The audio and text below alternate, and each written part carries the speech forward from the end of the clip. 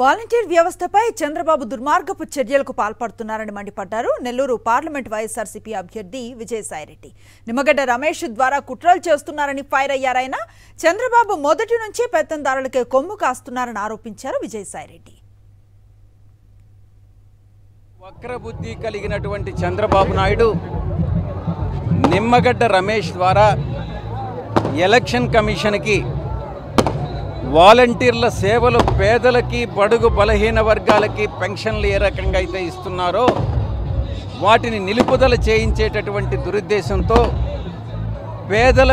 పేదల పొట్టగొట్టి ధనిక వర్గాలకి పెత్తందారీ వర్గాలకి తను ప్రతినిధిగా పేదలకు మన ప్రభుత్వం జగన్ గారి ప్రభుత్వం వాలంటీర్ వ్యవస్థ ద్వారా చేస్తున్నటువంటి సేవలను నిలుపు చేయించినటువంటి ద్రోహి చంద్రబాబు నాయుడు. బహుశా మానవ జన్మ ఎత్తినటువంటి ఏ వ్యక్తి కూడా దాన్ని కలలో కూడా ఊహించరు. అంతటి మానవ ద్రోహి చంద్రబాబు నాయుడు తన స్వలాభం కోసం ఎవరినైనా కూడా మట్టి కరిపించేటటువంటి వ్యక్తి చంద్రబాబు నాయుడు. వాలంటీర్లు ఎవరికి సేవ చేస్తూ ఉన్నారు?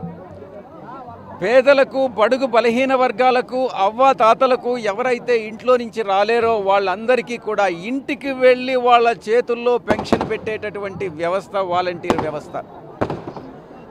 ఈ వ్యవస్థలకే ఒక మనిషికి ద్రోహం చేశాడంటే ఒక అర్థం చేసుకోవచ్చు, ఒక జంతువుకి ద్రోహం చేశాడని అంటే అర్థం చేసుకోవచ్చు.